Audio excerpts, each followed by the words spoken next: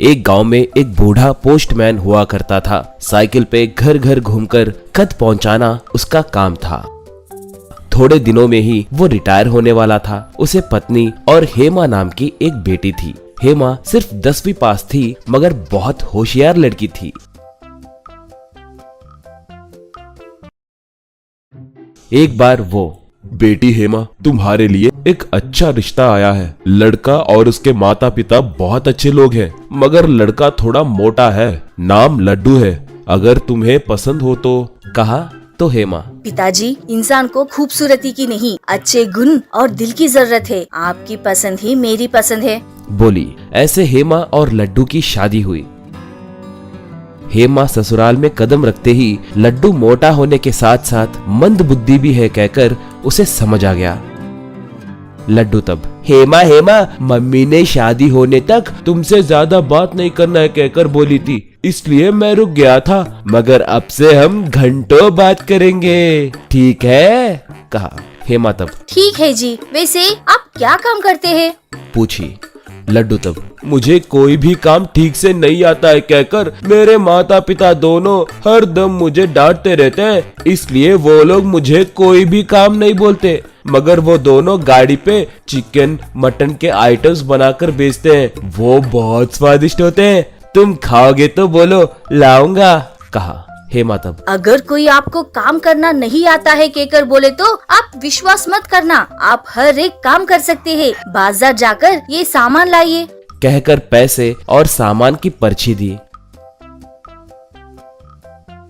लड्डू हेमा के कहे जैसे ही जाकर सामान लेकर आया। ये देखकर माता पिता आश्चर्य में पड़ गए। एक बार सास, बेटी हेमा, हमें माफ करो। इसके मंदबुद्धि के बारे में तुमसे छुपाकर तुम्हारी शादी किए। इसकी शादी नहीं होगी सोचकर उस डर से ये काम किए, बोली। ससुर, शायद उसी पाप के वजह से अब हमारा व्यापार पूरी तरह से ठप पड़ गया है माँ। हमारे आसपास में बहुत सारे ठेले खुलने के कारण हमारे रेडी के पास कोई नहीं आ रहा है। हमारी उम्र बढ़ गई है और इसे कोई काम ठीक से नहीं आता।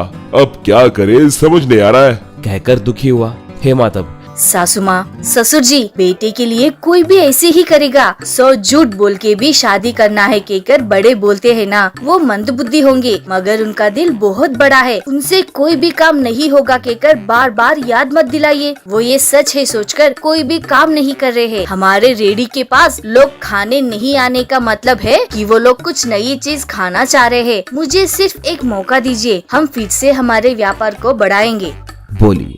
दोनों मान गए। एक बार लड्डू कुरकुरे खाते हुए हेमा को भी एक कुरकुरे दिया।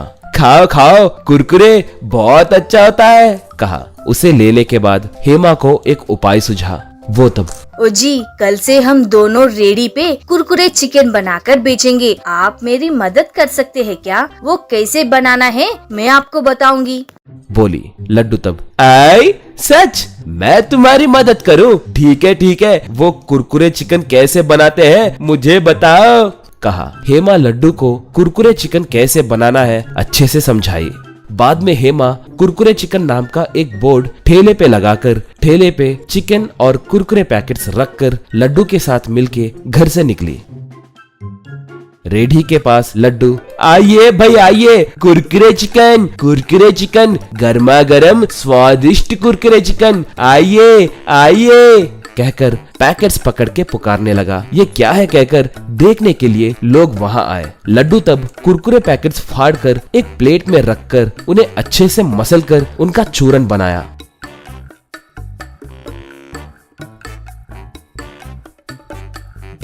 बाद में चिकन के टुकड़ों को उसके अंदर डालकर